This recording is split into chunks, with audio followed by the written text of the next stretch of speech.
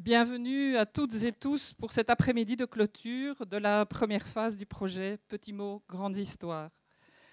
Merci et bienvenue à Patrick Bensoussan qui nous fait le plaisir de nous partager son travail autour de l'apport de la littérature jeunesse pour les enfants et nous, les adultes. On peut s'en débarrasser de façon très rapide, rien. Parce que ça laisserait présupposer, en tout cas, autour de la question de la littérature de jeunesse, une espèce d'injonction qui serait posée sur le modèle « il faut lire des livres aux tout petits, aux enfants, c'est important, c'est même radicalement important, structurant, ça intervient dans leur développement, dans leur vie future, dans leur avenir, etc. etc. » Enfin, du coup, c'est terriblement angoissant et culpabilisant, et on va se mettre à suivre les injonctions multiples des uns et des autres pour être au plus près de cet outillage nouveau qu'on apporterait aux enfants pour permettre leur avenir plus harmonieux et plus bienveillant. Alors vous savez que depuis la nuit des temps, il y a des tas de traditions et de cultures qui se sont développées sans livre, soutenues par ce qu'on appelle la tradition orale ou les cultures orales, et qui aujourd'hui sont aussi développées, élaborées, émotionnellement et cognitivement que nous avec nos livres. Donc il faut juste pouvoir se référer à ce qui fait notre niche temporelle et culturelle, c'est-à-dire que nous, ici et maintenant, nous avons la possibilité d'être disponibles et d'utiliser un certain nombre de livres, tout ce qui fait la littérature de jeunesse et qui ouvre un certain nombre d'horizons extraordinaires. Mais n'opposons pas qu'il s'agit là d'une nécessité, d'une prescription médicale. Parce qu'il y a des tas et des tas de gens qui vivent très bien et sans. Ça, c'est le postulat initial. Vous savez, les histoires, ça commence toujours comme ça. Il était une fois, dans un pays lointain, un bébé. Donc il faut quand même préciser, parce que quand on dit un bébé, on ne sait pas très bien de quoi on parle. Peut-être qu'il faut préciser que ce bébé-là n'a pas grand-chose à voir avec celui dont parle Amélie Nothomb, c'est-à-dire, vous savez, un tube digestif inerte et végétatif.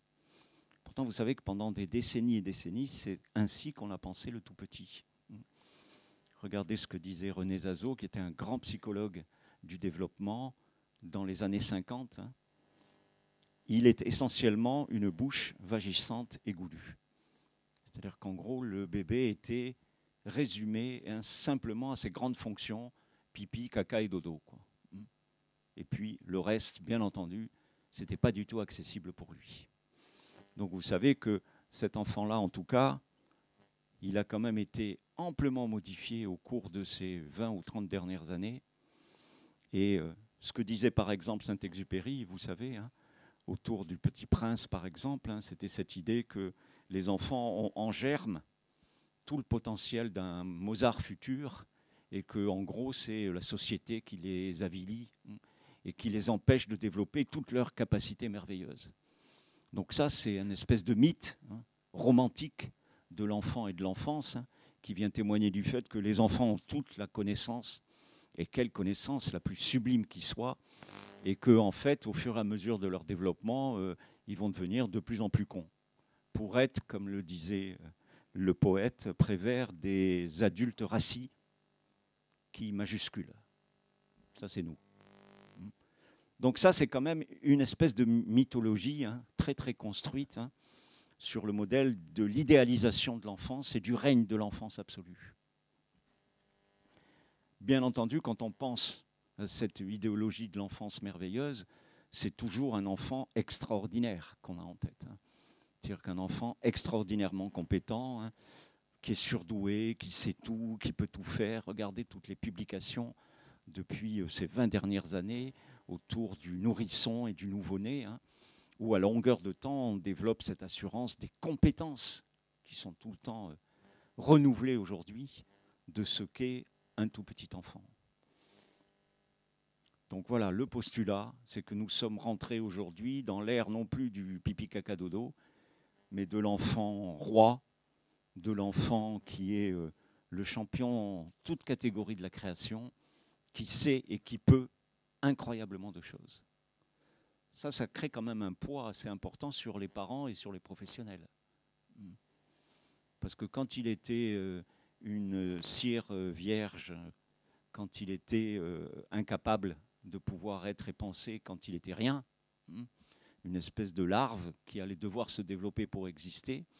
C'est du coup pas le même type de relation qu'on crée et qu'on instaure avec lui, maintenant qu'on sait qu'il est capable de comprendre très rapidement, de reconnaître les choses, d'être dans la communication, etc., etc. Regardez ce que disait Saint-Exupéry, hein. D'une lave en fusion, d'une pâle étoile, d'une cellule vivante germée par miracle, nous sommes issus et peu à peu, nous nous sommes élevés jusqu'à écrire des cantates et à peser des voies lactées. Ça, c'est aussi quand même important de rappeler cette réalité de l'humain qui est quand même incroyablement mystérieux et magique encore aujourd'hui. C'est quand même fou tout ce qu'on est arrivé à faire depuis la nuit des temps.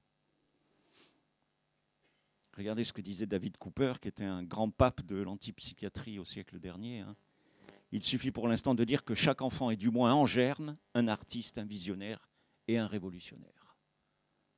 Vous voyez, l'ode à l'enfance, c'est quand même extraordinaire. Je ne suis pas certain qu'au quotidien, les uns et les autres, on puisse continuer à penser très largement ce même mode.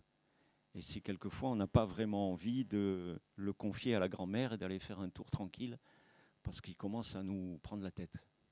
L'idée du jour, c'est quand même qu'il ne faudrait pas croire que tout ça, sur le modèle très rousseauiste, ça s'inscrit dans l'histoire génétique de l'enfant et qu'il arrive au monde avec toutes ses capacités incroyables, toutes ses compétences et toute cette culture. Bien entendu, la culture, le travail de culture, pour reprendre les grands philosophes, c'est quelque chose qui se découvre, qui s'expérimente au fur et à mesure du temps. Donc la culture, c'est un travail et ça se cultive au quotidien. Ça ne vous tombe pas tout de suite d'emblée dessus. Et ça, c'est capital à penser. Les professionnels de la petite enfance, mais tout autant les parents, ont une fonction première dans ce travail de culture. Pour vous raconter ce travail de culture-là, je voudrais vous parler de 3 personnages qui me semblent importants et capitaux dans cette découverte de cette émancipation culturelle des enfants. Alors, dans ces 3-là, et j'insiste sur le fait que ce sont des vrais petits cochons, parce que vous allez voir qu'ils avaient souvent les esprits un peu mal placés, tous ces gens-là. Mais enfin, moi, je suis psychiatre, et donc, vous savez ce qu'on dit des psychiatres, quoi, c'est des vrais obsédés. Ils ne pensent qu'à ça, et je vous laisse imaginer qu'est-ce qu'il faut mettre dans le ça. Donc ces 3 petits cochons, vous savez quand même que dans la vraie histoire des petits cochons, c'est assez fort quand même l'histoire. C'est assez trivial comme expression et comme écriture. Il faut essayer de retrouver la vraie version du conte, parce que vous verrez, c'est assez loin de Walt Disney. Et c'est quand même intéressant, voire opportun, de pouvoir relire ce que les auteurs ont voulu dire au tout début. Vous savez qu'un certain nombre des grands trésors, paraît-il, de la littérature de jeunesse n'avaient pas du tout été pensés pour les enfants. Et que très initialement, c'était des façons camouflées de dénoncer un certain nombre de choses, parce qu'à l'époque, on n'avait pas le droit de les dire comme ça, sinon on avait la tête coupée en place de grève. Donc, je ne sais pas, les voyages de Gulliver, par exemple, ou un certain nombre des contes d'Andersen, ou des fables de La Fontaine, par exemple, ça n'a absolument rien à voir avec des histoires d'enfantillage. C'est beaucoup plus osé et révolutionnaire dans le propos que ce qu'on pourrait imaginer. Donc, dans les 3 en question, celui-là, c'est le premier. Ben, au moins, ça connote. Vous avez compris, c'est qui ? Sigmund, de son prénom, et de son nom, Freud. Voilà. Donc le Sigmund Freud, le père de la psychanalyse, c'est comme ça qu'on le nomme, celui qui a non pas découvert l'inconscient, mais en tout cas qui en a parlé, et en particulier qui a parlé de ce qu'on appelle la sexualité infantile, de se témoigner de cette étrange idée que les enfants, depuis la naissance, ont un sexe, alors qu'on veut toujours tous, les uns et les autres, penser que ce sont des anges. Donc, lui, qu'est-ce qu'il a raconté ? Une chose assez intéressante, dans un livre qui s'appelle « L'interprétation des rêves », qui est paru en 1900. Et dans ce livre, il parle d'un de ses rêves. Ce rêve, c'est le rêve de la monographie botanique. Et donc, dans ce livre-là, il raconte. Il raconte qu'il a 5 ans, il est dans le salon de la maison parentale avec sa petite sœur qui doit avoir un peu plus de 2 ans. Et dans le salon, il raconte qu'ils sont en train, avec sa sœur, de déchirer un livre, page par page. Et qu'en déchirant ce livre-là, ils sont, il cite, sous le regard amusé de leur père, qui est là assis dans un fauteuil en train de lire le journal, et qui le regarde déchirer ce livre. Donc vous voyez un peu la scène. Et puis, il continue à pouvoir essayer d'interpréter ce rêve et de le reprendre. Et il dit, ce rêve-là m'amène à 2 choses. La première chose, c'est que Freud a été un très très grand collectionneur de livres. Quand il est mort, il a laissé une bibliothèque incroyablement riche qu'on peut encore retrouver à Londres et à Vienne, avec des ouvrages qui sont très très anciens, très précieux. Donc c'était un vrai... vraiment admirateur de la lecture. Il se décrivait d'ailleurs comme un ver de livre, en allemand un Bücherwurm, ce qu'on traduirait par un rat de bibliothèque par exemple aujourd'hui. Donc un intérêt, une passion pour le livre et pour le récit.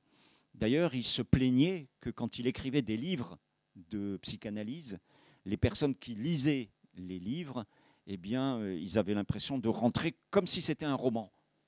Et donc il disait, mince, moi j'essaye de faire une œuvre un peu scientifique, expliquer des choses sur le fonctionnement de l'esprit humain, et les gens lisent mes livres comme si c'était des romans de littérature. Et puis il y a un deuxième aspect qui reprend autour de ce rêve, et il dit peut-être que cette histoire-là, ce rêve-là, ça a déterminé un de mes intérêts gastronomiques. Et dans sa façon de reprendre les choses, il dit, en fait, son plat préféré, son légume préféré, c'est l'artichaut.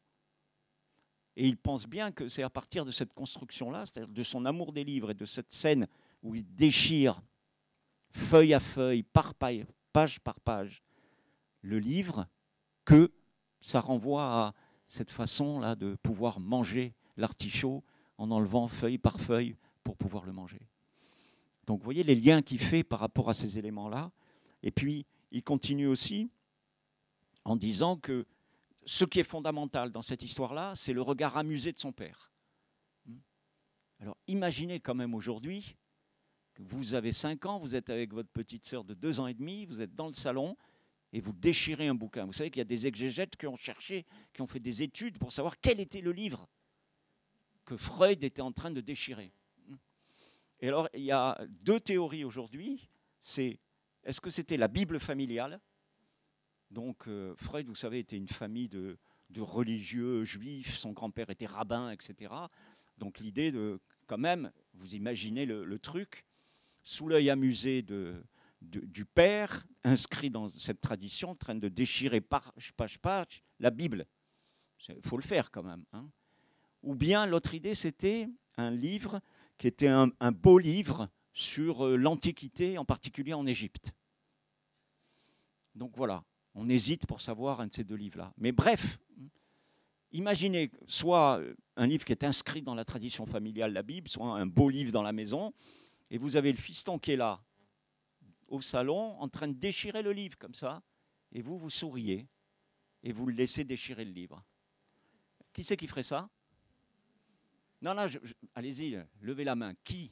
Est-ce qu'il y en aurait un dans la salle ou une qui laisserait l'enfant déchirer page par page le livre?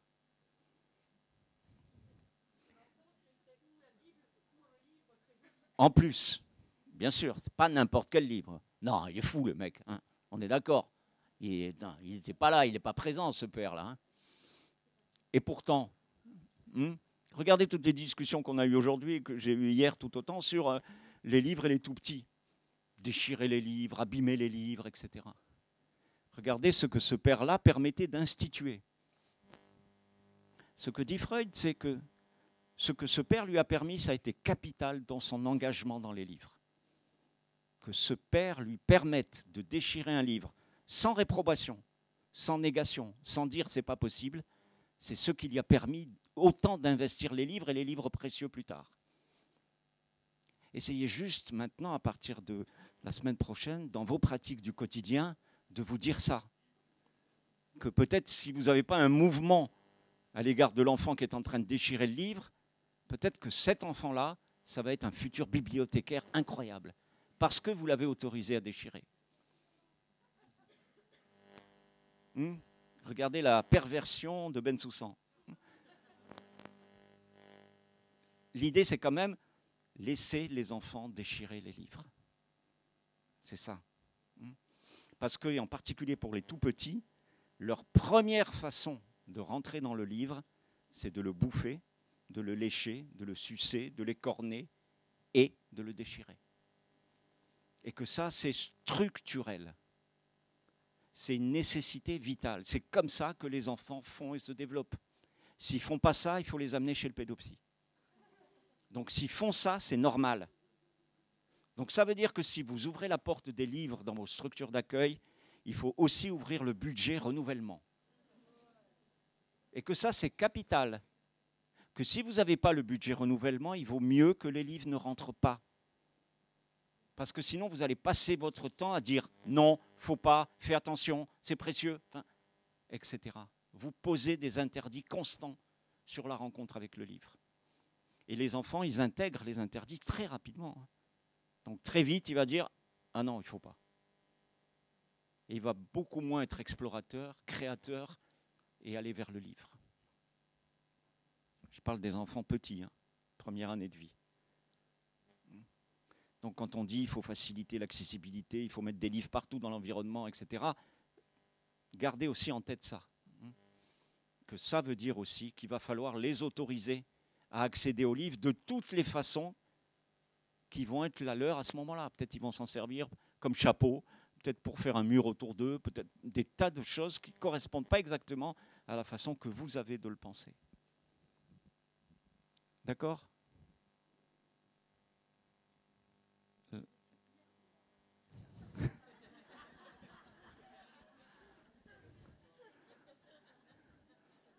Mais vous avez entendu quand même la Bible ou un livre, un beau livre de la famille. Donc on peut très bien jouer en touche en disant on va refiler le catalogue de la Redoute ou un vieux bouquin ou un bouquin pourri. Non, lui, son père, ce qu'il a admis, c'est qu'il attaque un livre précieux. Vous connaissez l'histoire de Dolto ?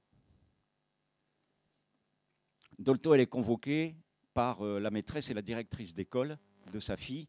Donc, je parle de Françoise. Donc, elle est convoquée de sa fille Catherine à l'école. Et donc, on lui dit Madame Dolto, c'est pas possible. Ce qui s'est passé n'est pas admissible. Quoi ? Qu'est-ce que c'est ? Votre fille Catherine a écrit merde à la craie sur le mur de l'école.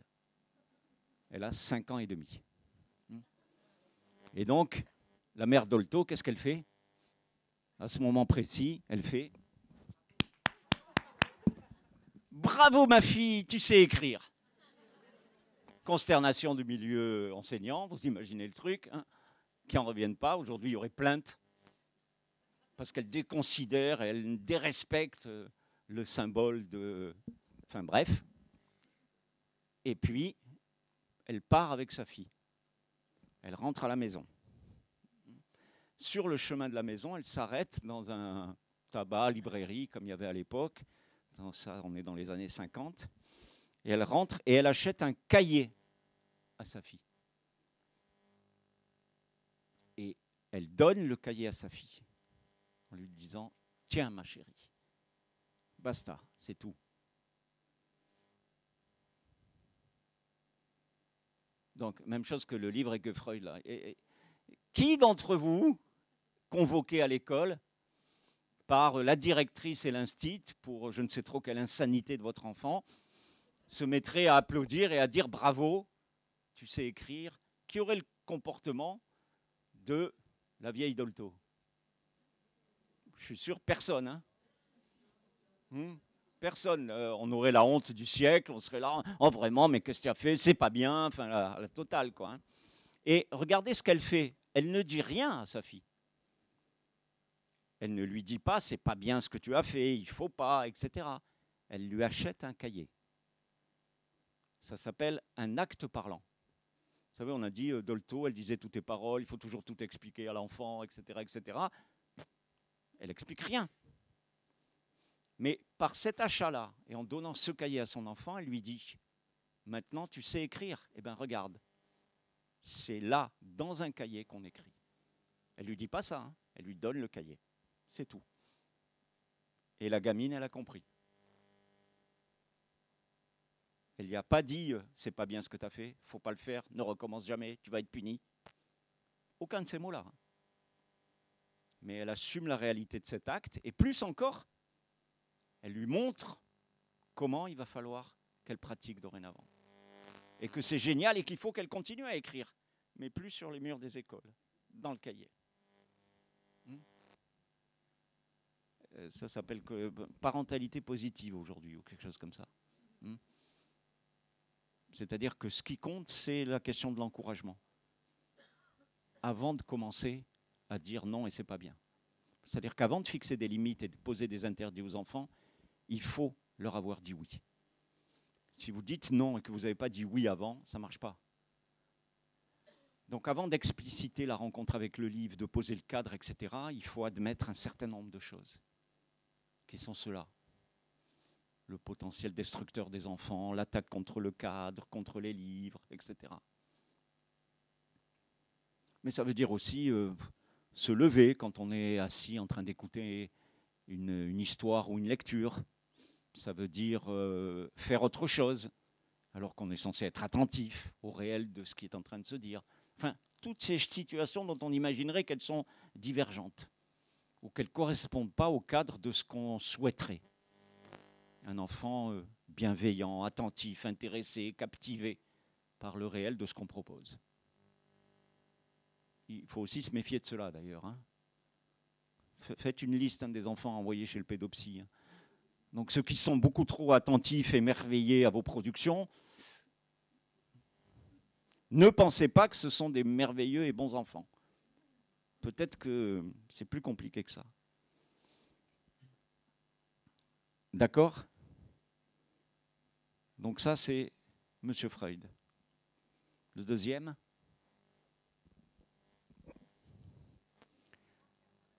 De son prénom Jean-Paul et de son nom Sartre.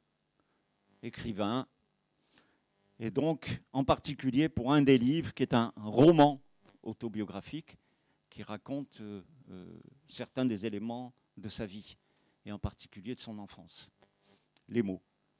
Et dans les mots, il y a un chapitre qui est totalement incroyable et qui raconte la rencontre entre Sartre et sa mère à un moment donné.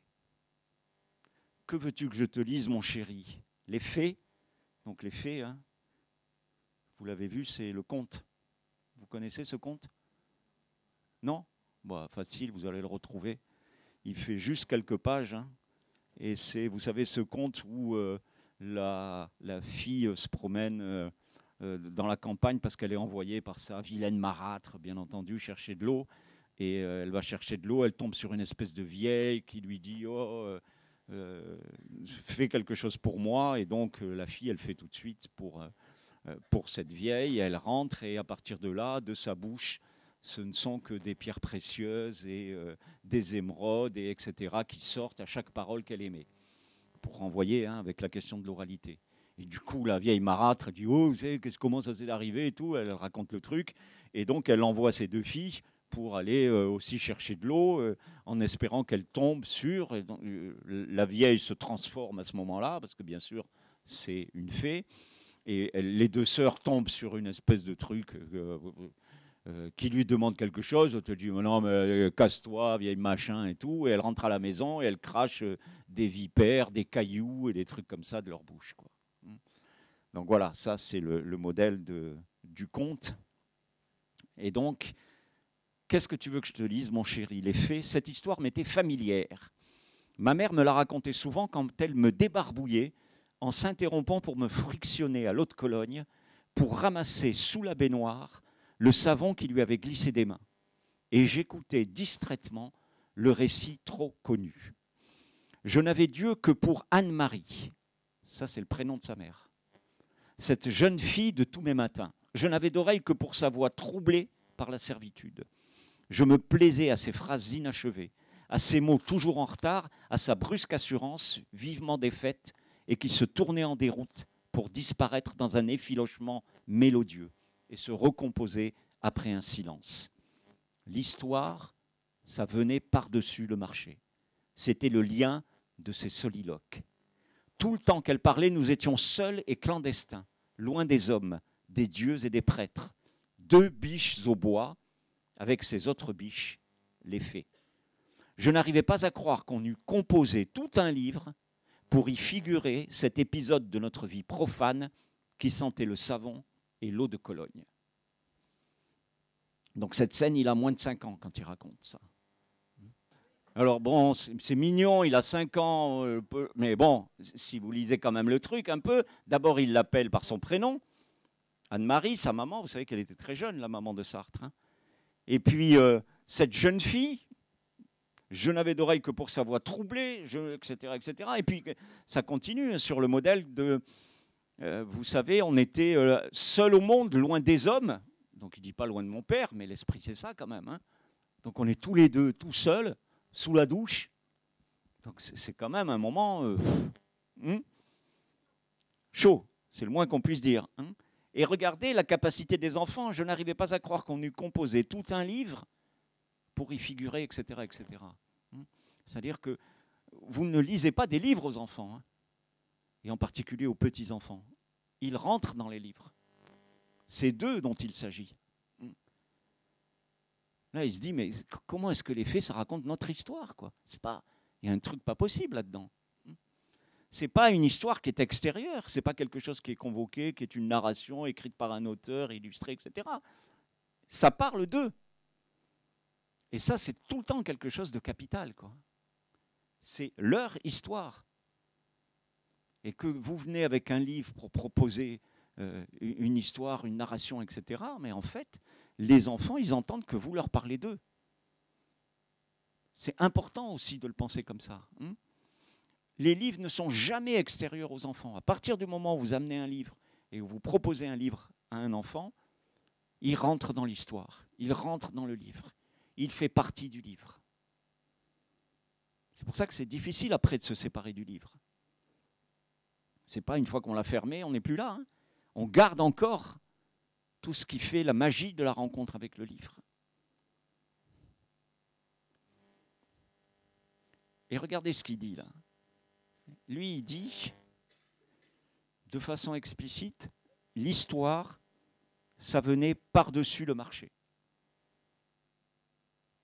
En gros, il dit, l'histoire que le livre raconte, c'est un truc en rab, quoi. Ce n'est pas l'essentiel qui est dans la rencontre avec ma mère. C'est ça le moment important. C'est que le livre a permis cette rencontre, mais presque érotisée, entre l'enfant et sa mère. Et que ce dont il se souvient, c'est de ça, de ce que ce livre a éveillé. Mais ça veut dire que pendant toute sa vie, il se souviendra des faits. Parce que pour lui, ça a signifié cette rencontre particulière. Donc gardez tout le temps à l'esprit que ce que vous proposez aux enfants, quand vous amenez un livre pour le lire avec eux, c'est une rencontre particulière, qui n'est pas du tout dénuée de tout ce qu'on dit là. Ne croyez pas que ça concerne que Freud, hein, qui avait l'esprit un peu... le petit castor, quoi. C'est pas que ça, c'est pas Freud. Hein. C'est tous les enfants, dans la relation qu'ils ont avec un adulte, autour d'un livre ou d'autres choses, hein, qui vivent des choses très très fortes en termes émotionnels et affectifs. Donc dites-vous ça aussi, hein, que vous proposez dans la rencontre avec le livre quelque chose qui dépasse et transcende le contenu du livre. Vous vous apportez dans cette histoire-là. Vous vous amenez sur un plateau, vous vous offrez à l'enfant. Je me donne à toi. C'est ça l'expression exacte, hein, pour rester dans le contexte de ce que vous venez de lire là. Donc l'idée de, vous savez, comme on dit, quand on fait commerce avec les livres, eh ben c'est ça, hein, c'est un peu le commerce de ses charmes. Il faut aussi savoir ça. Donc il y a un aspect très séducteur de cette démarche-là. Il faut aussi savoir qu'on cherche aussi à séduire l'enfant qui est en face de nous quand on lui propose un livre. On a envie de le charmer, quoi. On a envie de le brancher, le petit, hein, qu'il soit tout acquis, qu'il ait des grands yeux comme ça, enamourés, qu'il aime l'histoire, qu'il nous en redemande, qu'il soit admiratif par rapport à notre voix, à notre façon de choisir le livre, de poser nos mots, etc. Enfin, en gros, qu'il nous aime, quoi. Donc c'est une infinie demande d'amour à l'égard de l'autre. Ça, c'est important de le savoir. Non pas de s'en priver, parce que sinon on perd tout ça. Et l'enfant, surtout, il perd tout ça.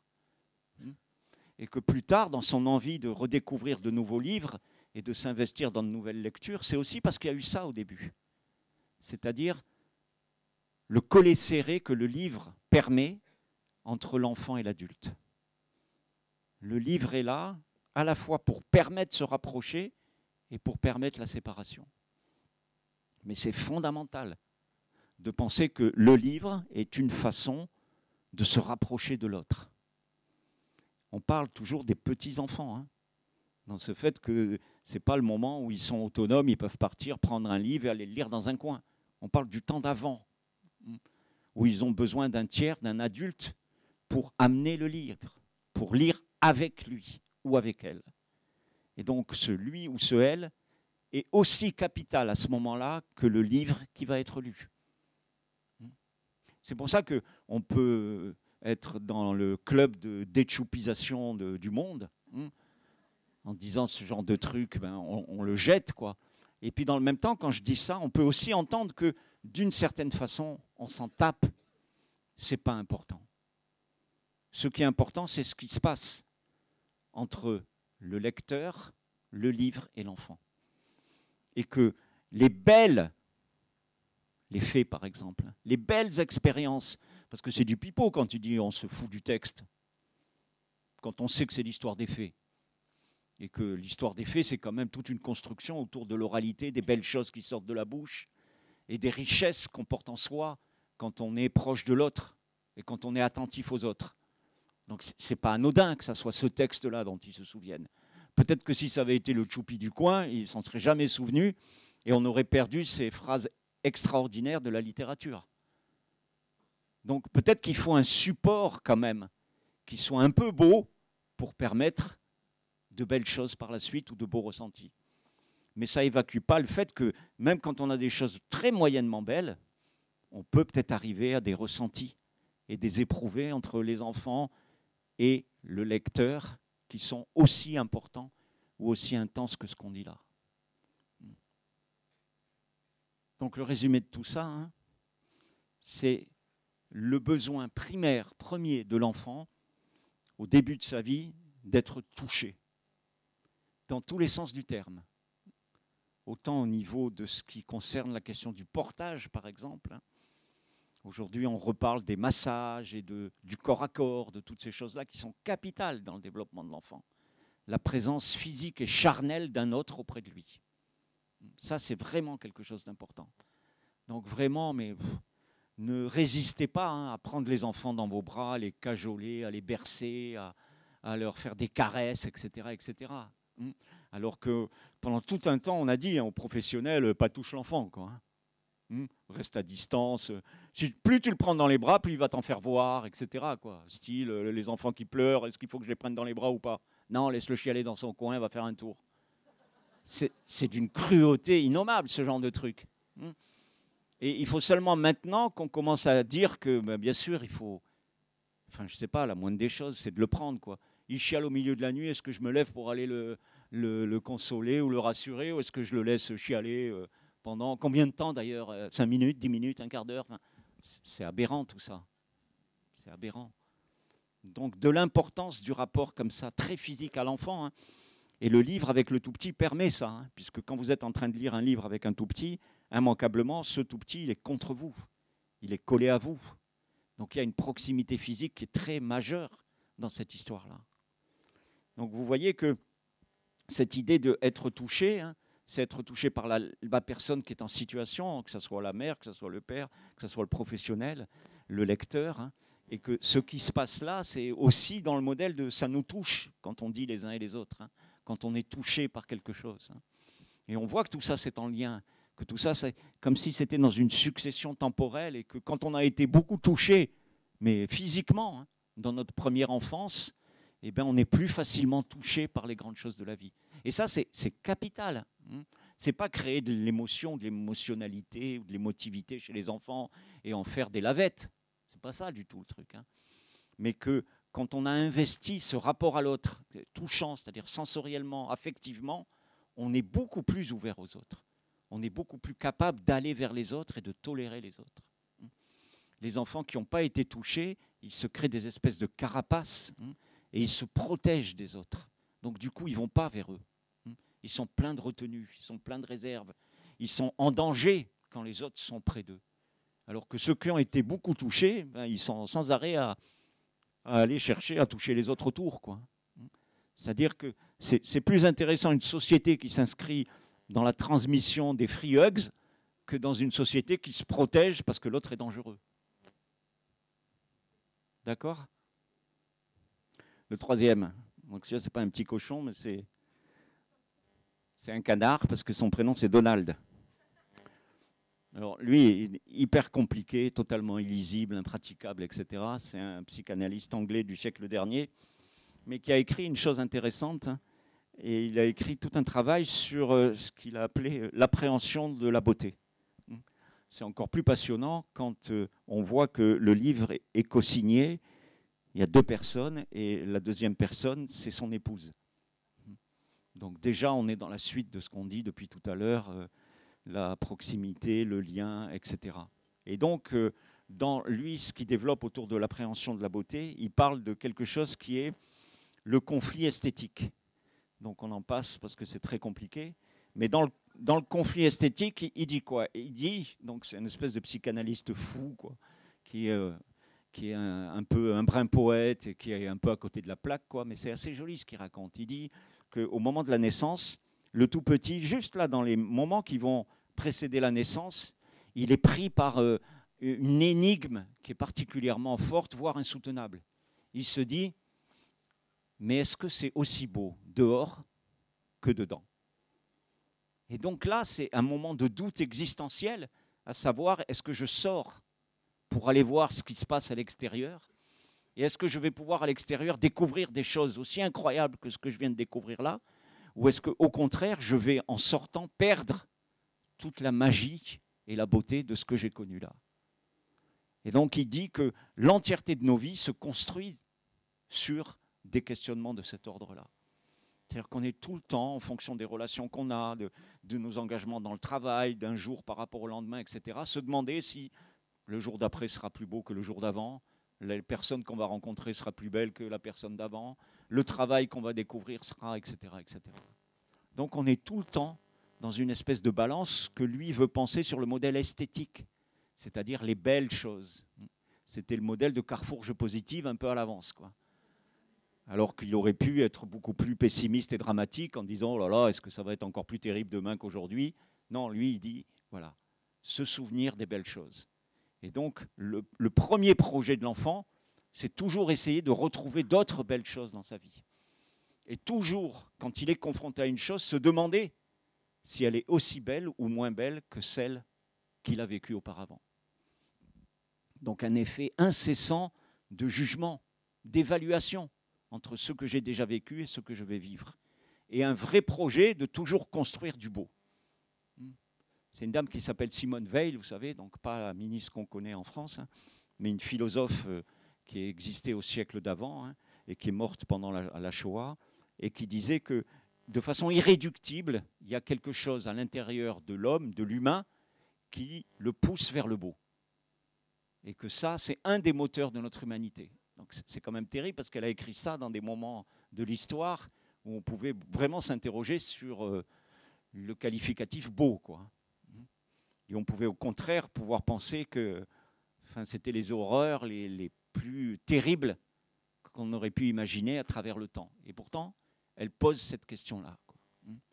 Ça revient aussi à la question de ce que j'évoquais tout à l'heure, de l'exigence qu'on peut avoir à l'égard des enfants. C'est-à-dire que le procès du beau, c'est quelque chose qu'il faut qu'on fasse à longueur de temps. C'est important de leur proposer du beau et des belles choses. Des beaux livres, des belles rencontres, des beaux lieux d'accueil, des belles personnes, des beaux sourires, etc., etc. Ça n'enlève rien au fait qu'il y a des jours où on a des tristes gueules et on est préoccupé, où on est en difficulté. Mais ça leur permet aussi de comprendre que demain, on sera plus beau qu'on l'est aujourd'hui, par exemple. Mais de toujours s'inscrire dans cette continuité-là, l'expérience des belles choses. C'est pas être béni oui-oui, hein, c'est pas vous faire le coup des bisounours de dire ça. Hein, mais c'est vraiment comme ça, de projeter cette question-là de façon particulièrement importante dans l'histoire de l'enfant. Vous savez que dans les années 2000, il y a eu une espèce de révolution de la pensée dans l'idée de ce que serait l'avenir. Jusque-là, quand on interrogeait les parents sur l'avenir de leur enfant, tous les parents disaient « ça sera plus facile pour eux demain que ça l'a été pour nous ».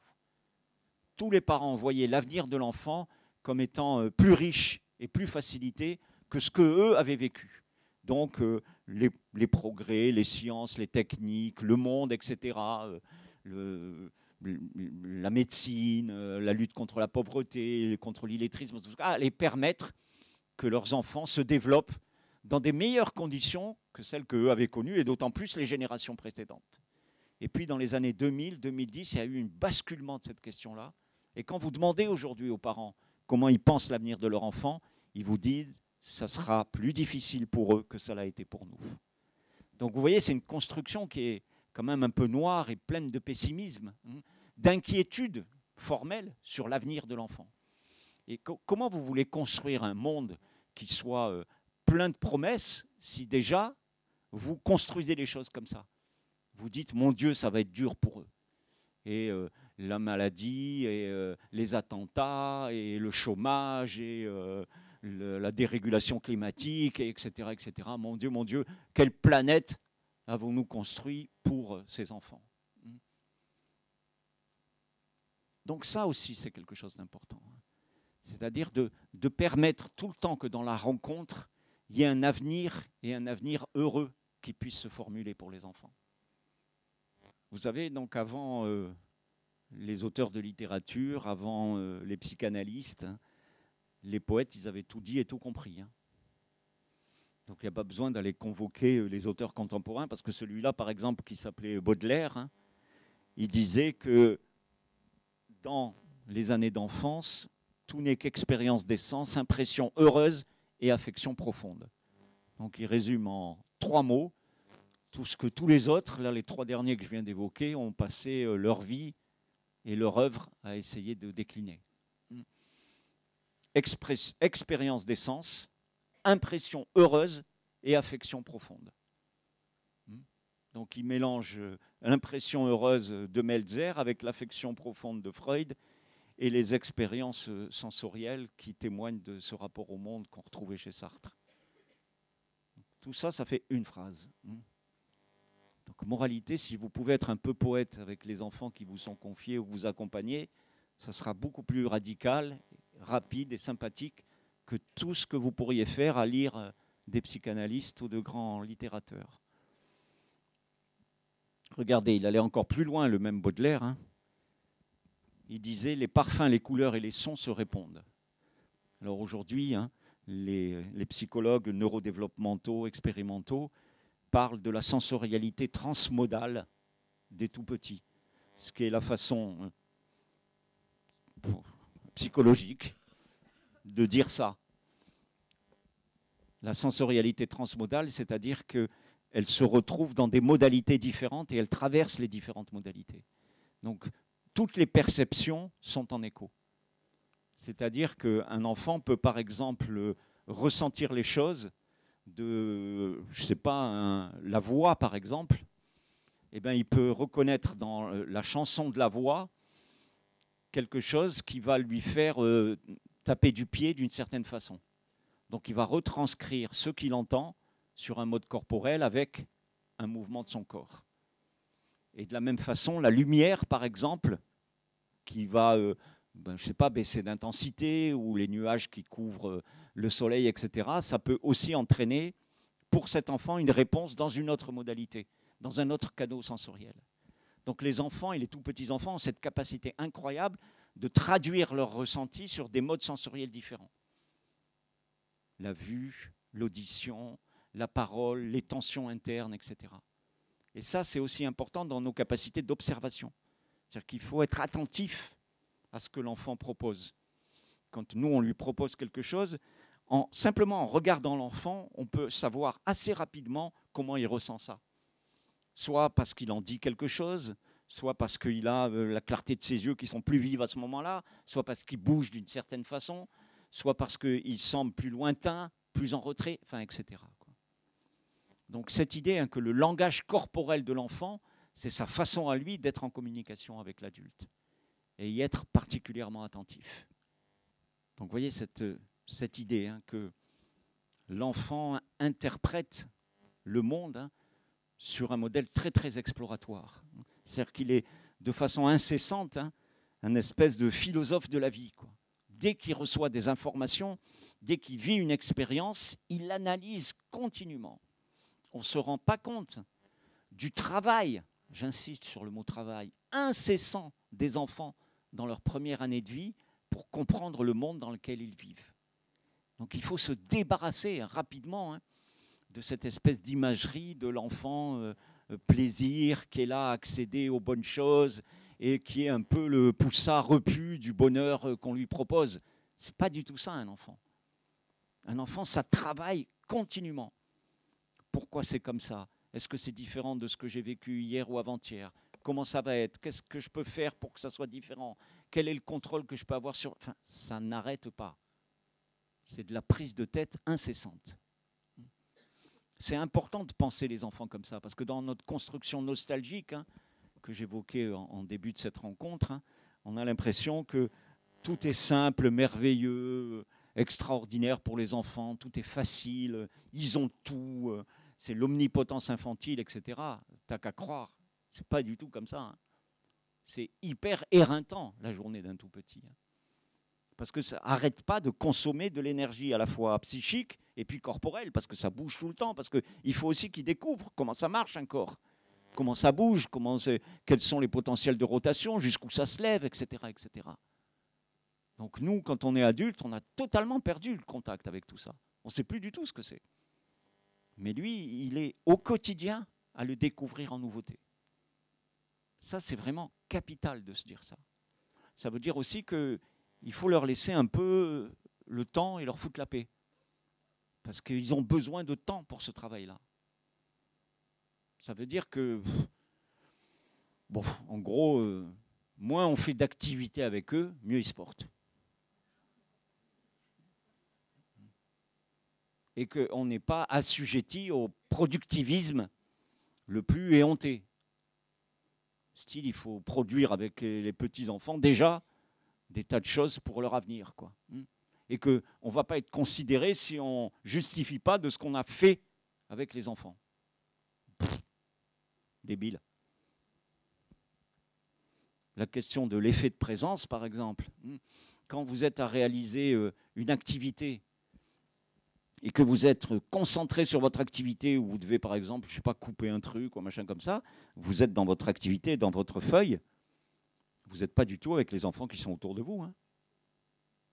Donc il faut être attentif à ça. Peut-être qu'eux, ils n'en ont rien à cirer de ce qui se passe là. Et après, c'est quoi? C'est l'exposition des travaux des enfants. C'est génial, ça. Des trucs pourris mis sur les murs. C'est dégueulasse, ça n'a aucune forme. Et on est tous là à s'ébahir. Oh, il a fait ça. Enfin, on a l'impression que c'est du Klee ou du Picasso, quoi. Non, mais ça va, quoi. C'est bon. On se calme. Donc, on n'est pas contraint et forcé d'être tout le temps pris par la réalisation avec un enfant. On peut très bien faire des choses qui ne servent à rien et surtout qu'on ne garde pas. On peut très bien faire des choses qui sont très très aléatoires, qui disparaissent. On peut faire des fusées avec du papier. On peut faire de la peinture avec des doigts, avec les pieds, et puis on jette le truc, quoi. On n'est pas hyper conservateur. Non, quand même, c'est le petit qui l'a fait. On ne va pas le jeter. C'est comme si on le jetait lui à la poubelle. Ça ne se fait pas. Oh. C'est bon. C'est comme ça que tous les parents se retrouvent à la maison avec un tas de vieilles merdes dans un coin d'armoire, les colliers en perles, les trucs de lentilles, les tableaux de machin, les mains en plâtre. Oh là là. Non, quand même, regardez ce qu'elle disait, elle. C'est quand même aussi une chose importante dans l'attention et la concentration qu'on peut avoir dans la lecture partagée. Vous avez toujours cette idée, vous êtes en train de lire un livre avec un enfant, voire quelques enfants, cas de figure éhonté, mais bon, ça fait rien, ça arrive régulièrement. Et donc, il y en a un qui se barre, ou il y en a un qui bouge, ou qui a les pieds qui machin, etc. Et on est tout de suite à penser que celui-là, il n'est pas attentif, quoi. Qu'il n'est pas concentré, que ça ne l'intéresse pas ce qu'on est en train de faire, qu'il nous casse les pieds, qu'on va l'amener, lui, chez le pédopsie en question pour le foutre sur Ritaline parce qu'il a un trouble de l'attention. Enfin, des choses comme ça. Alors, regardez ce qu'elle disait, elle. Hein. Vieille pédopsychiatre, hein, c'est des années 70. Hein. Elle est morte depuis un moment. Hein. Et donc, elle dit en fait que la pensée naît de l'action. Elle dit qu'il y a quelque chose de très particulier qui fait que, en fait, quand vous avez une agitation de pensée dans votre tête, immanquablement, quand vous êtes un petit enfant, cette agitation vous prend au corps. C'est-à-dire que vous bougez. C'est-à-dire que d'une certaine façon, ce qu'elle dit, c'est que les enfants agités, ce sont ceux qui pensent le plus. Donc c'est quand même un peu une révolution dans nos façons à nous de penser. Nous, on pense que c'est vraiment pas bien, alors qu'elle a dit, oh, on se calme. S'ils bougent, c'est qu'ils sont agités par leurs pensées, quoi. Ils ont trop de pensées dans la tête, quoi. Donc c'est quand même pas mal de le considérer comme ça. Hein. Non pas de lui dire, toi, tu fais pas attention à ce que je dis, mais de lui dire, ah ben dis donc, ça te fait de l'effet ce que je raconte. Hein. Tu es en train de penser beaucoup de choses. Hein. Tu vois, tu me montres hein, que tu es en train vraiment, ça bouge de tous les côtés dans ta tête. Hein. Faites comme Dolto, hein, vous ne lui parlez pas de son corps. Vous ne lui dites pas, oh, tu te calmes, arrête de bouger, quoi. Tu dis, oh là là, ça a l'air de bouger vraiment plein de choses dans ta tête. Ce faisant, il a bien compris que vous lui parlez de ses pattes qui sont en train de bouger depuis tout à l'heure, quoi. Mais vous n'avez pas besoin de lui dire, il le sait. Et donc, c'est quand même intéressant comme façon de penser les choses, de renouveler notre façon d'envisager les événements. Comme s'il y avait, par exemple, quand vous avez une situation de lecture, un spectacle, un enfant qui se lève, qui fait un tour, qui est un peu plus loin, etc., vous êtes persuadé que cet enfant-là, il n'est pas dans ce qui se passe. Alors que peut-être au dernier moment, il va venir vous voir et vous dire un truc qui montre que c'est celui qui a été le plus attentif à tout ce qui a été dit, malgré le fait qu'il était loin, ou qui bougeait dans tous les sens, ou qui semblait pas du tout intéressé, captivé, ravi par ce que vous étiez en train de dire. Donc peut-être que cette mise à distance-là lui a permis de penser ce qui se passait là. C'est difficile et c'est pas évident. Vous ne croyez pas que vous êtes dans la norme des pratiques des professionnels de la petite enfance? Parce que ceux qui pensaient quand même, en se lançant dans ces métiers, que ça allait être facile et évident, il vaut vraiment mieux qu'ils arrêtent rapidement. Parce que le rapport à l'enfant, c'est plus encore au groupe d'enfants, à la question de la collectivité, immanquablement, c'est difficile et pas évident. Et ça, c'est bien parce qu'on est d'accord sur cette réalité-là qu'on met en place des formations, des groupes de parole, des reprises de pratiques, qu'on lit, qu'on parle avec les collègues, etc., etc. Parce que sinon, on n'en aurait rien à cirer, quoi. Donc, bien sûr, vous dites que la vérité la plus vraie sur ces métiers-là, ce sont des métiers difficiles. Et c'est là, d'ailleurs, où c'est le plus compliqué. Parce que la plupart du temps, ce sont des métiers difficiles qui sont confiés à des gens qui sont peu formés, qui ne sont pas valorisés et qui sont très, très peu financés. Donc, en gros, on confie des choses particulièrement importantes à des personnes dont on ne s'assure pas d'un minimum de cadre. C'est-à-dire leur donner les outils pour pouvoir penser leur métier, pour pouvoir développer leurs compétences dans ce métier, et être reconnu et valorisé. Et surtout en termes financiers, d'ailleurs. Ce n'est pas pour rien si ce sont des métiers qui sont presque exclusivement féminins et très souvent à temps partiel. Et que la reconnaissance, pour le moins assumée des pouvoirs publics dans ce champ-là, excusez-moi, elle est encore à démontrer. Alors qu'on confie, vraiment, on confie à toutes ces personnes-là, l'avenir d'une nation. Putain, mais c'est quand qu'on va réfléchir à ça? C'est fondamental, cette question-là. Donc vous voyez que, vraiment, d'une certaine façon, vous avez beaucoup de chance de vous retrouver là ensemble, les 4 jours qu'on vient d'évoquer, etc. Parce que ce n'est pas comme ça du tout à Lampan, ne serait-ce que des pays industrialisés, occidentaux, etc. En gros, vous faites votre job, fermez-la, quoi. Donc c'est aussi important d'être engagé et responsabilisé dans ce cadre-là de ce qu'on appelle les métiers de la petite enfance. Pour vraiment une vraie reconnaissance de ce travail qui est capital dans le développement des enfants. Capital. Donc il faut aussi vous la péter un peu. Vous sentir, enfin, c'est vraiment ce que vous faites, c'est un truc majeur dans l'histoire de vie d'un enfant. Il faut vous autoriser à ça, pas vous sentir des petites mains non reconnues, non validées, enfin, si vous aviez des métiers de second ordre, quoi. Non. C'est vraiment un truc... enfin, chapeau. Hein. Moi, en tout cas, j'aurais été incapable de faire un truc comme ça. Mais même chose pour les instituteurs ou les professeurs des écoles. Enfin, c'est des jobs qui demandent un engagement, mais incroyable. Donc, c'est vraiment pas simple. Tout ce qu'on dit là, ça développe pour le moins ce qu'on évoque aujourd'hui beaucoup sur cette idée de ce qu'on appelle l'estime de soi. Hein. Et donc, c'est capital pour les enfants d'avoir quelqu'un de présent, de vivant et d'investissant devant eux. Parce que c'est comme ça qu'ils se sentent être, qu'ils sont assurés de leur être. C'est-à-dire qu'ils sentent qu'ils sont importants pour ceux qui sont autour d'eux. Ils remplissent leur petite tirelire, vous savez. Ça s'appelle le narcissisme, l'amour de soi. Vous savez que c'est capital, ça, de remplir sa tirelire au début de la vie, par de bonnes expériences, pour reprendre le poète, heureuses expériences. Parce que plus vous remplissez votre tirelire, plus après, dans le courant de la vie, quand vous allez avoir des épreuves de vie, immanquablement, eh bien, c'est comme si vous dépensiez un petit peu des jetons qu'il y a dans la tirelire. Si la tirelire, elle est pleine, eh bien, vous pouvez dépenser quelques jetons. Hein. Il en restera toujours dans la tirelire. Et vous pourrez continuer votre chemin de vie.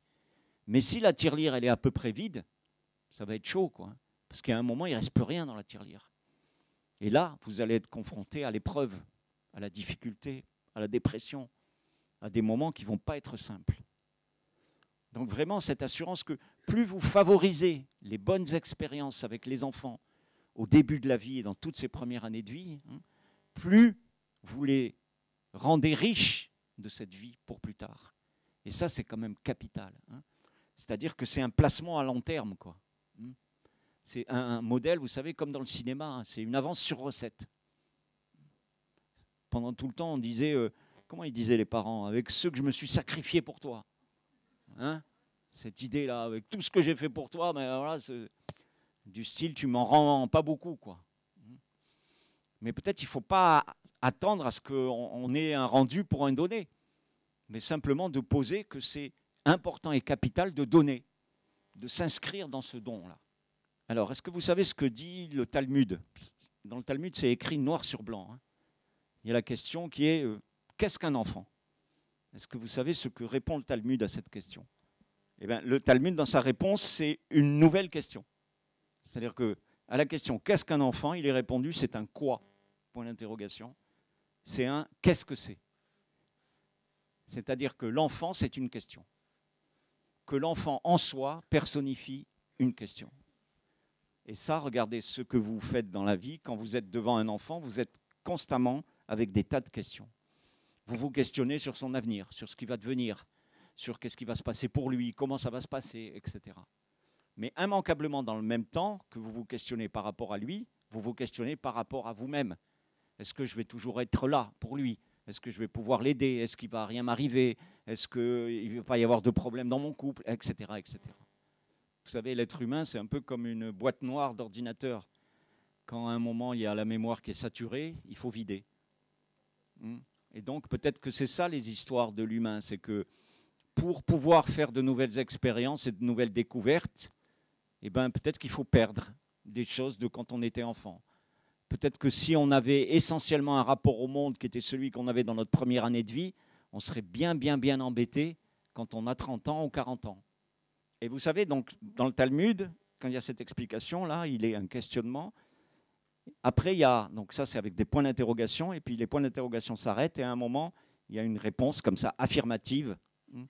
Et donc, la réponse, c'est il est un livre plié.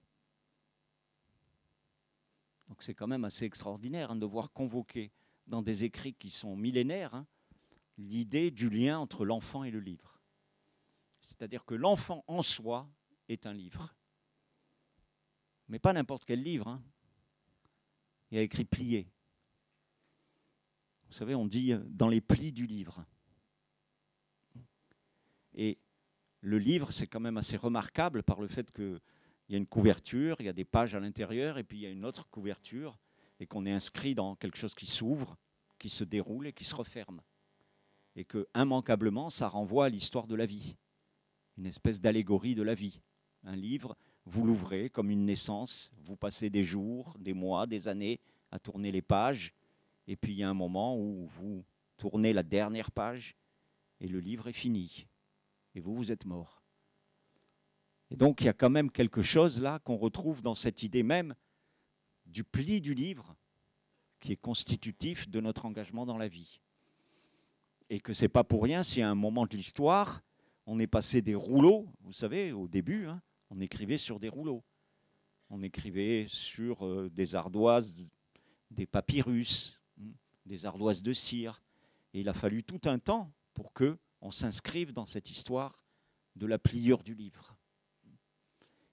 Et de cette chose qui fait que quand c'est plié à un moment, c'est aussi refermé. Et qu'il y a là aussi quelque chose d'une allégorie de garder à l'intérieur, de ce qui est à l'intérieur. Comme les boîtes à comptines qu'on a vues là. Qu'est-ce qu'il y a dedans? Et c'est quand même beaucoup ce modèle de qu'est-ce qu'il y a dedans, le ventre de maman par exemple, quand il y a un petit bébé à l'intérieur. Qu'est-ce qui est caché à l'intérieur d'un livre? Et qu'est-ce qu'on découvre quand on peut ouvrir le livre? Et donc il y a cette idée que l'enfant est d'une certaine façon un livre comme ça. Qu'est-ce qu'il y a à l'intérieur de l'enfant? Qu'est-ce qui est caché à l'intérieur de l'enfant? Qu'est-ce qui est fermé, auquel on accède ou on n'accepte pas? Quelles vont être les clés pour pouvoir ouvrir et découvrir les choses qui sont à l'intérieur? Qu'est-ce qu'on va garder quand on est enfant à l'intérieur de soi? Vous savez, le modèle du jardin secret. Vous savez, cette espèce de construction autour des cahiers des adolescents ou des adolescentes, avec le petit cadenas qui ferme ça, pour bien dire qu'à un moment donné, la vie privée, elle est vraiment privée. Enfin, toutes ces choses-là. Donc vous voyez comme quoi, de façon étonnante, comme j'évoquais tout à l'heure, les poètes qui disaient les choses bien avant les psychanalystes ou les grands littérateurs, et ben regardez, des fois dans des écrits très très lointains, il y a beaucoup des choses cachées d'aujourd'hui que l'on retrouve. Parce que lui aussi, c'était l'époque lointaine, Ovide. C'était quelques siècles avant Jésus-Christ. Et regardez ce qu'il disait, Ovide. Il disait, il fallait, la demande qui était faite aux nourrices, c'était de lire des fables d'Ovide en même temps que de donner du bon lait. Et ça, c'était Platon qui le rappelait.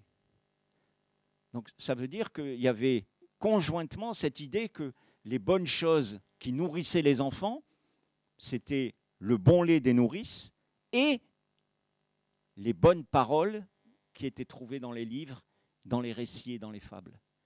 Et que ça allait ensemble. C'est-à-dire qu'on engageait les nourrices à donner leur bon lait en même temps que de raconter les fables. Donc vous voyez tout le temps ce double aspect-là. C'est ce qui est revenu sur le modèle des livres qui sont... les enfants n'ont pas besoin que de bon lait et de caresses, pour reprendre la formule de Bonafé, mais ici, ils ont aussi besoin de mots, d'histoires, de récits, de paroles et de livres. Et de dire que c'est quelque chose qui est conjoint à l'existence même. Vous avez besoin d'être nourri, vous avez besoin, on l'a entendu dans le film tout à l'heure, l'idée du bain langagier. Il faut rentrer les petites boules de paroles dans les oreilles pour qu'elles ressortent par la bouche, quoi. Vous connaissez Gargantua qui parlait de ça. Il disait que lui, il était né par l'oreille. Donc il y a aussi, dans Rabelais, il y a aussi des paroles comme ça qui racontent des choses assez extraordinaires. Donc voilà. Est-ce que vous avez lu ces livres de Dennis Blyton quand vous étiez plus jeune ou pas? Donc ça a été un de mes premiers livres. Donc vous voyez, ça remonte. Hein. Parce qu'à mon époque, à moi, la littérature de jeunesse, c'était inexistant. Hein. Il n'y avait vraiment pas grand-chose. Hein. Il y avait 2 ou 3 livres qui se battaient à peu près. Et puis très très vite, la littérature de jeunesse, c'était la bibliothèque rose. Et puis après, c'était la bibliothèque verte. Et donc voilà, les idées, c'était ça un peu. Hein. La littérature de jeunesse, ce n'était pas du tout les albums, par exemple, qu'on a aujourd'hui et qui sont extraordinairement riches dans leurs propositions, etc. Donc le oui-oui en question, là, est son grelot. Hein. Donc ça a été sûrement un des éléments de ma vocation de pédopsychiatre. Vous allez comprendre quand même l'histoire, hein, parce que, regardez, ça commence comme ça, le truc. C'est oui, on ne te reconnaît plus. Il te manque quelque chose. Quelque chose? Oui, le grelot de ton bonnet. Celui qui fait ding-ding quand tu secoues ta tête. Donc voilà, le oui, sans le grelot de son bonnet, il n'existe pas, parce que c'est ce qui lui permet d'abord qu'on sache que c'est lui qui approche quand on l'entend arriver, et ça fait partie de son identité. Et donc, vous imaginez le petit pantin de bois qui a perdu son grelot, quoi. Donc ça, c'est un truc qui suit quand même un certain nombre de garçons à travers le temps, qui sont toujours persuadés que les tout-petits passent leur temps à essayer de regarder pour voir si elle est toujours là, quoi. Ça, c'est un vrai questionnement des garçons. C'est pas pour rien, hein, si les filles arrivent très rapidement à dépasser les garçons, parce que les mecs, ils sont pris là-dedans. Hein. Ils sont pris dans les problèmes de je vais la perdre ou pas la perdre, et la question de la testostérone à la clé, avoir du pouvoir, de l'emprise et tout. Et les nénettes, elles font comme le lièvre et la tortue, quoi. Hein. C'est ouh, coucou. Et puis elles continuent tout droit. Hein. Donc, en gros, c'est les filles qui lisent, on va dire les choses clairement, hein. C'est pas les mecs. Hein. Et c'est les filles qui vivent 3 vies plutôt qu'une, c'est-à-dire elles s'occupent d'elles, de leur travail par exemple, mais elles s'occupent aussi de la maison, de ce qu'on appelle les tâches domestiques et ménagères, elles s'occupent aussi des enfants, et donc elles font tout ça, et le mec, il rentre le soir harassé de son travail, quoi. Et il lui dit, ça va, comment ça s'est bien passé ta journée? Et elle a eu 3 vies. Et elle lui dit, oui, ça a été cool, quoi. Faut quand même le faire, quoi. Donc, vous voyez que c'est des choses quand même qui sont capitales dans l'histoire de vie et qui témoignent du fait que les petits garçons, ils ne fonctionnent pas comme les petites filles. Et quand on parle de la rencontre du tout petit avec le livre, on a l'impression que c'est le modèle des anges et qu'on est totalement asexué dans l'histoire. Mais ce n'est pas du tout la même chose quand on lit un livre avec un petit garçon et quand on lit un livre avec une petite fille. Et dans le champ aujourd'hui de la petite enfance et de l'accueil de la petite enfance, en gros, c'est que des nénettes. Il n'y a plus que des femmes aujourd'hui. Il y a toujours, regardez, dans une assemblée comme ça, combien il y a? 3, 4 mecs? À peu près. Et dans le quotidien de la rencontre avec les enfants, dans toute la petite enfance, il n'y a que des femmes. Dolto disait, il faut en finir de ce monde mamaïsé. Mais regardez, à l'hôpital, les puéricultrices, les sages-femmes, et puis après les accueillantes, et puis après dans les écoles, la plupart du temps dans les petites classes, c'est toujours des femmes. Enfin, pendant vraiment plusieurs années de vie, les enfants, ils rencontrent que des femmes autour d'eux. Mais je voulais juste insister sur l'idée que c'est pas anodin. Quand on est une femme, la rencontre qu'on a avec un livre et un tout petit garçon, c'est pas du tout la même chose que ce qui se passe dans la rencontre avec une petite fille. Et en fonction de l'ouvrage qui est proposé, c'est pas du tout la même chose non plus. Et que ça, il faut garder ça présent à l'esprit. Ça crée des modèles d'interaction entre les uns et les autres qui ne sont pas anodines. Et pourtant, on continue à penser, vous savez, mais comme on dit un bébé, comme si c'était asexué, mais on parle aussi d'un adolescent. Alors que c'est fou, parce que c'est vraiment à ce moment-là que la question de l'émergence de la sexualité, elle se pose, mais avec le plus d'acuité possible. Et pourtant, on dit les adolescents. Alors qu'un garçon adolescent, ça n'a rien à voir avec une fille adolescente. Moi, j'en ai un à 14 ans à la maison, il joue aux billes encore. Hein. Et les copines qui ne l'invitent pas, jamais, on ne va pas inviter des filles, hein. Donc, et les copines qui côtoient, c'est des espèces de Lolita en herbe, quoi. Vous les voyez, vous n'en revenez pas. Elles savent des tas de trucs incroyables, elles ont des comportements hyper matures, et les autres, ils jouent à la petite voiture rouge, quoi. Donc là, vous comprenez qu'il y a un moment, c'est de la bascule. Il y a un truc qui ne va pas, quoi. Et vous vous dites, mais c'est quand qu'ils vont se réveiller? Et vous voyez les autres qui partent comme des V2, et puis rien, quoi. Donc c'est vraiment, c'est pas anodin, quoi. Hein. Et dans les choix des livres, alors quand vous allez chez les libraires ou les bibliothécaires, enfin, c'est que les nénettes qui lisent. Aujourd'hui, toute cette littérature qui a été développée au niveau, chez les Américains en particulier, du pré-teenager, vous savez, tous ces livres autour de 8-12 ans, avec toutes des séries et des choses comme ça. Hein. Ils ont développé mais tout un champ incroyable de production, hein. Mais c'est que des filles. Ils sont loin, loin, loin, les mecs. Hein. Ils devraient réfléchir à ça. Hein. Regardez ce livre de Jennifer Dalrympe qui est paru à l'École des loisirs il y a déjà un petit moment. Hein. Donc dans le livre, hein, c'est un petit garçon qui s'appelle Péric hein, et qui élève des chèvres. Et en particulier, parmi ces chèvres, il y en a une qui s'appelle Pâques, qui est une espèce de vieille chèvre pourrie. Et un jour, donc, Péric, sa mère lui dit « Bon, maintenant ça va, c'est bon, tu rentres et tu vas à l'école. » Donc il part à l'école. Il part à l'école et il revient le soir. Et quand il rentre le soir, il retourne dans son champ et il montre à Pâques ce qu'il a dans sa besace. Et en particulier, c'est un livre. Et il dit oh, « Regarde Pâques, voilà, c'est un livre et dedans, il y a des mots. » Alors la vieille chèvre, elle ouvre, elle prend le livre, elle le colle à son oreille comme ça. Et elle n'entend rien. Alors elle dit qu'est-ce que c'est ce truc-là? Il n'y a pas de mots dans ton machin. Et puis à ce moment-là, Péric, pardon, il précise, il dit les mots sont écrits dans le livre. Ce sont des mots silencieux qui restent toujours accrochés sur le papier. Et après, il explique qu'est-ce que c'est lire. Et il dit lire, ça veut dire écouter avec les yeux les mots écrits sur le papier. Et quand tu sais lire, eh bien, les mots du papier te racontent des milliers d'histoires. C'est pas trop magnifique, ça? Ben, le livre, il est naze. Hein. Enfin, c'est moche, mal illustré. Enfin. Mais cette phrase-là, c'est un truc à graver en or, quoi. C'est magnifique. Donc, vous voyez ces espèces d'illumination tout à coup que peuvent avoir les auteurs. Hein. Écoutez avec les yeux les mots écrits sur le papier. On pourrait dire la même chose pour les images, hein, dans les albums en particulier. Donc ça, c'est un truc incroyable hein, sur la façon de pouvoir penser qu'est-ce que c'est qu'un livre. Et très très vite, les enfants, ils pigent que dans le livre, il y a quelque chose. Il y a un truc. C'est quand même incroyable que tout à coup, vous racontez l'histoire qui est contenue dans le livre et lui, il est là et il n'en revient pas. Il vous voit tourner les pages. Il se dit, mais il y a tout ça là-dedans. C'est juste sur une page comme ça, il y a tout ça. Et c'est vraiment, c'est un monde incroyable que vous ouvrez, dont vous ne pouvez pas imaginer non plus le travail qu'il doit faire pour essayer de comprendre que c'est là-dedans. Regardez ce que disait Sartre. Hein. Il n'en revenait pas de pouvoir penser que tout ce qu'il vivait là, c'était contenu dans le livre.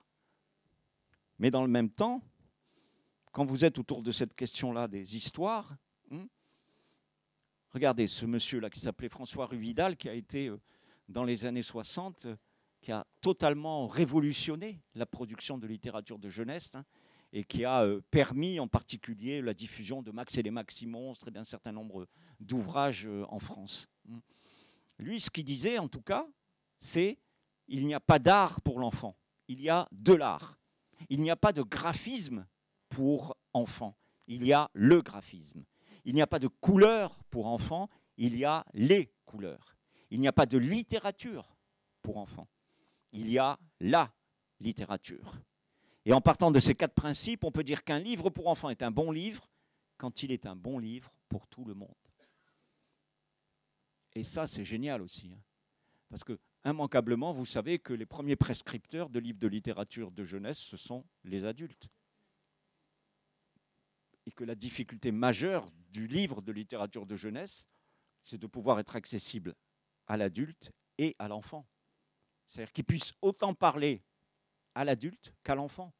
Que l'adulte y trouve du plaisir, de l'intérêt, de l'intelligence, de l'esthétisme pour pouvoir le transmettre à l'enfant. Ce que j'évoquais sur le modèle du Tchoupi, par exemple, c'est un des exemples. Si vous tombez sur ce truc et que vous trouvez que c'est moche, c'est mal dessiné, il n'y a rien d'intelligent écrit, vous allez avoir des difficultés pour le transmettre à l'enfant. Et dans le même temps, des choses qui vont vous toucher, eh ben, vous allez avoir envie d'être en relation avec votre enfant autour de ces ouvrages-là. Donc ça, c'est vraiment quelque chose de capital. Cette idée que Le livre doit parler autant aux aspects transgénérationnels de la proposition, c'est-à-dire autant le lecteur qui est censé être un adulte que l'enfant. Et ça, c'est une vraie difficulté. Quand un ouvrage de littérature est écrit par un grand auteur, eh ben, il écrit un livre en postulant que c'est des autres, même que lui, qui vont le lire. Quand un auteur ou un illustrateur de littérature de jeunesse écrit ou illustre un livre, il sait qu'à un moment donné, il va être adressé à bien plus petit que lui. Et ça change un peu la donne, quoi. Parce que dans le même temps, il y a celui qui est aussi grand que lui qui va aussi lire le livre. Et c'est pour ça que dans vraiment beaucoup de livres de littérature de jeunesse, on trouve des tas de références à des tas de choses que les tout petits enfants ne peuvent en aucun cas comprendre, qui ne font pas partie de leur mode de représentation ou de compréhension.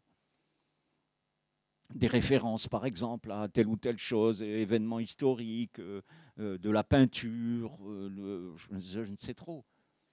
Et qui témoignent là de quelque chose qui est aussi un clin d'œil fait à l'adulte qui lit le livre avec l'enfant. C'est-à-dire que là, l'adulte est intéressé, trouve quelque chose qui lui parle, et dans le même temps, il parle à l'enfant.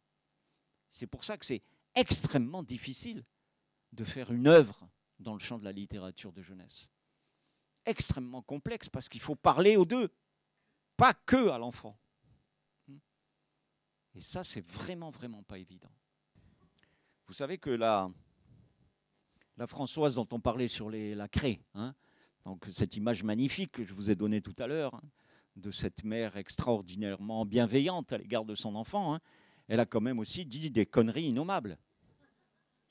Et en particulier pour celui-là.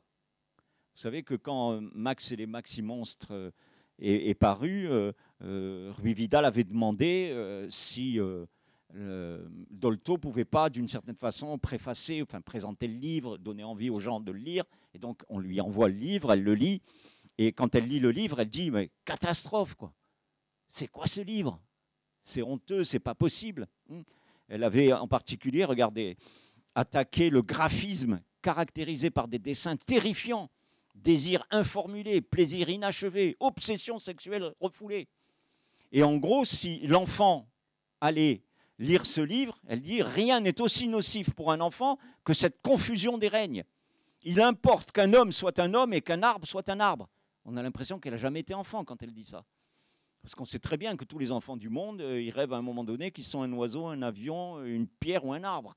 Et que ça fait partie de ce qu'on appelle l'anthropomorphisme, quoi. Donc on se la raconte, on se la joue, etc. Et elle disait, alors là, pire total, quoi, que ce livre pourrait bloquer l'évolution du psychisme enfantin et le bloquer dans son imaginaire.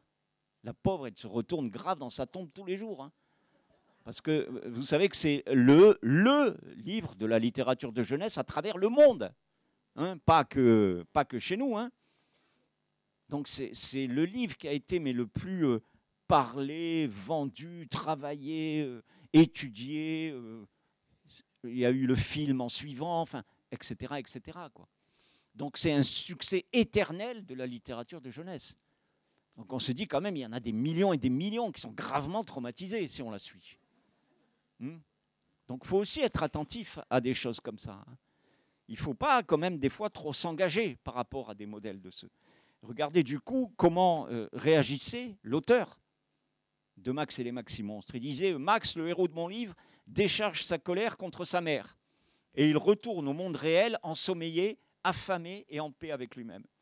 Bien sûr, nous voulons tous protéger les enfants contre des expériences douloureuses qui dépassent leur capacité de compréhension émotionnelle et sont source d'anxiété. Cela paraît évident. Cependant, ce qui est tout aussi évident, mais souvent négligé, c'est que tous les enfants, dès les premières années de leur vie, ont affaire à des émotions qui les perturbent. Que la peur et l'anxiété sont une partie intrinsèque de leur vie quotidienne et qu'ils gèrent en permanence leur frustration le mieux qu'ils peuvent. Ça fait tâche quand même que ce soit l'auteur de littérature de jeunesse qui rappelle ça à la grande psychanalyste. D'enfants, quand même, c'est un peu compliqué. Hein. Ce qui confère à mon travail toute la vérité et toute la passion qu'il peut éventuellement avoir, c'est mon engagement dans ce fait inévitable de l'enfance, la terrible vulnérabilité des enfants et en même temps leur lutte pour devenir les rois de toutes les choses sauvages. Les choses sauvages, c'est le titre américain du livre que nous, on a traduit par Max et les Maximonstres. Donc cette idée, c'est ça, c'est ce travail incessant des enfants pour lutter contre les choses sauvages. C'est ça ce qu'il voulait exprimer. Donc vous voyez qu'on était loin de cette espèce de vision de Dolto qui était terrifiante. On voudrait toujours que les enfants comprennent, on s'inquiète toujours de savoir s'ils ont compris, et ce faisant, on oublie qu'ils cherchent à savoir, et que cette quête de savoir est instinctive, et ne peut être échangée par des mots, apaisée par des idées. Elle a besoin de vivre. Comme on veut contrôler leur savoir, on leur demande d'expliquer, et on les gave de mots pour qu'ils expliquent. Ça, en gros, ça veut dire jamais d'interrogation écrite après la lecture d'un livre. Jamais. Donc, c'est pas qu'est-ce que tu as compris, qu'est-ce que tu as aimé, qu'est-ce que tu as vu, qu'est-ce que tu as pensé. Non. Ça fait partie de ce que l'enfant a vécu dans cette rencontre avec vous et avec le livre. C'est à lui. S'il a envie d'en parler, il en parlera. Mais surtout, on ne lui demande pas. Vous savez, il y avait Astrapi qui avait fait une enquête sur les relations entre parents et enfants. Et dans l'enquête, ce qui revenait, c'était que habituellement, au repas du soir, quand les enfants revenaient de l'école, donc c'était les enfants entre 8 et 10 ans, c'était constamment la première question, c'était qu'est-ce que tu as fait aujourd'hui? Qu'est-ce qui s'est passé? Comment que ça s'est passé à l'école, etc. Et dans la discussion qui venait après, ils avaient fait des groupes d'enfants qui parlaient avec des enseignants, avec des philosophes, etc. Et ce qui ressortait, c'était que, mais de façon incroyablement statistiquement établie, jamais les parents ne disaient ce qu'ils avaient fait de leur journée. C'est-à-dire que quand l'enfant rentrait, on parlait de ce que lui avait fait.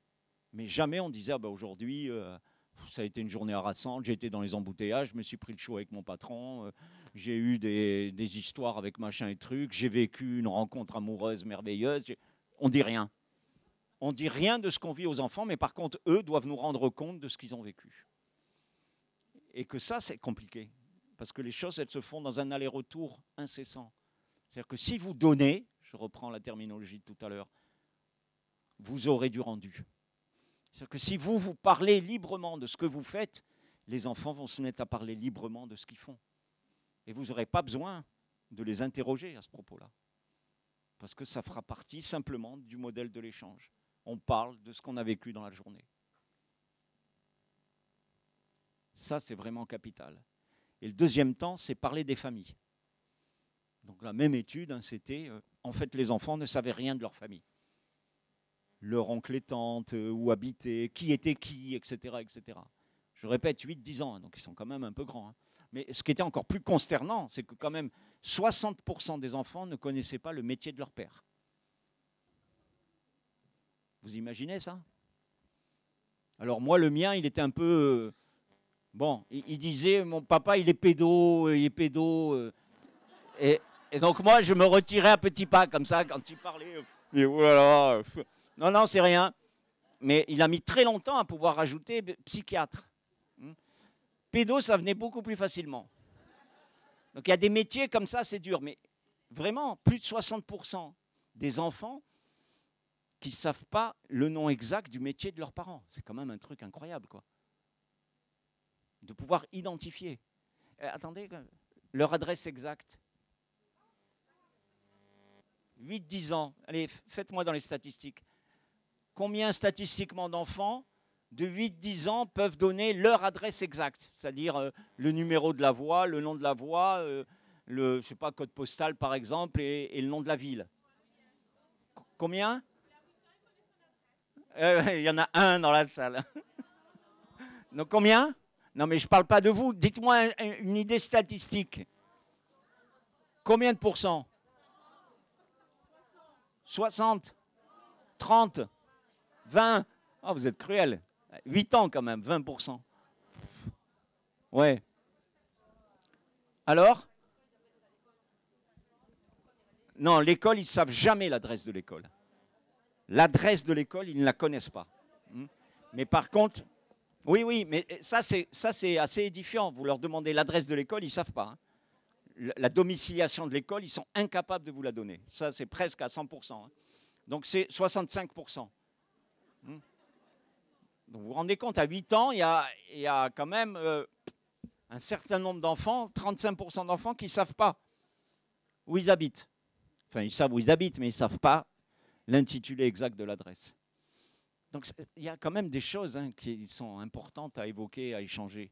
Mais cette question de la famille, c'est quand même quelque chose d'intéressant. Comme on sait que l'inscription familiale, c'est quand même un critère majeur d'inscription dans la culture. De pouvoir raconter, voilà, c'est le frère de ton père, c'est la sœur de ta mère, et puis ta grand-mère, elle vient de tel endroit, elle habitait là, et elle a déménagé pour... Ben, on ne raconte pas tout ça aux enfants. Enfin, peut-être en Belgique plus, mais dans Astrapi, en tout cas, on ne racontait pas ça aux enfants. Et ça pose quand même beaucoup de questions. Parce que le premier livre qu'on feuillette avec un enfant, c'est le livre familial quand même. C'est l'histoire familiale. Et ça, c'est un peu compliqué si on n'a pas construit quelque chose là-dessus, sur ce qu'on appelle les racines. Vous voyez, celui-là, il s'appelait Proust. Et donc, lui aussi, il disait à peu près la même chose. Il disait que les enfants n'ont pas besoin de livres d'enfantillage et qu'on n'écrit pas pour les enfants. On écrit. Regardez le mème de Max et les Maxi-Monstres, celui qui a écrit et illustré Max et les Maxi-Monstres. Au contraire de la propagande assénée dans une grande partie des livres pour enfants, l'enfance n'est qu'en partie un âge de l'innocence. Selon moi, elle est également un temps de sérieux, de confusion, et qui comprend une grande part de souffrance. Elle est aussi probablement le meilleur de nos vies. Ce que l'enfant souhaite le plus, c'est de trouver un peu de vérité, quelque part, et cela fait aussi partie du travail de l'écrivain, de faire de son mieux pour rechercher cette vérité. Donc vous voyez que le job de la littérature de jeunesse, ce n'est pas simplement envoyer les enfants dans l'imaginaire et le merveilleux pour leur faire prendre du plaisir, mais c'est aussi leur parler de la vérité du monde, de la vérité de leurs émotions, de la vérité de ce qui se passe autour d'eux ou ce qu'ils ressentent à l'intérieur d'eux. Et ça, c'est aussi capital. Donc ce n'est pas simplement la rencontre avec le livre, une rencontre hédonique de bonheur et de plaisir. Ça peut être aussi une rencontre difficile, parce qu'on y parle de choses cruelles. Et il ne faut pas passer à l'as ces livres-là. Il y a un certain nombre de fois où il y a un livre qui est un livre de Yann Fastier qui s'appelle Savoir-vivre. Et dans ce livre-là, en une quinzaine de pages, qui sont en fait des collages, il y a une petite fille avec des injonctions qui lui sont faites. Fais pas ci, fais pas ça, enlève tes doigts de ton nez, fais attention à où tu vas, ce que tu fais, enfin, etc., etc. Qui sont autant de paroles qui sont assénées d'une page à l'autre, et qui fait qu'au fur et à mesure que les pages tournent, vous êtes là, parce que vous vous rendez compte qu'immanquablement, vous avez dit au moins une de ces phrases-là à votre enfant. Mais ce qui fait le plus cruel, c'est la sommation. C'est-à-dire qu'à chaque page, il y a une petite citation comme ça. Donc la première, ça va, la deuxième, ça va. À partir de la 3 ou 4e, vous ne savez plus très bien si vous devez rigoler ou si vous devez être blême à l'intérieur de vous, quoi. Et ce qui est assez étonnant, c'est que moi, un jour, je lis ce livre-là avec une petite fille qui m'est adressée dans une consultation parce qu'elle a des difficultés au niveau cognitif, d'apprentissage, etc. Et donc, je ne sais pas pourquoi, c'est ce livre qui me vient, enfin je sais très bien pourquoi, mais bon bref. Et puis, je me mets à lire ce livre avec elle. Et quand je finis de lire ce livre avec elle, elle est là, et elle est vraiment très très touchée. Et elle me dit, mais comment est-ce qu'il sait tout ça? Alors je lui demande d'expliquer les choses, et en fait elle me dit, mais alors, c'est pas que à moi qu'on les dit. C'est-à-dire que si un auteur avait pu écrire ça dans un livre, alors qu'elle n'y avait pas parlé à l'auteur, c'est que ces phrases-là, d'autres enfants qu'elle l'avaient entendues.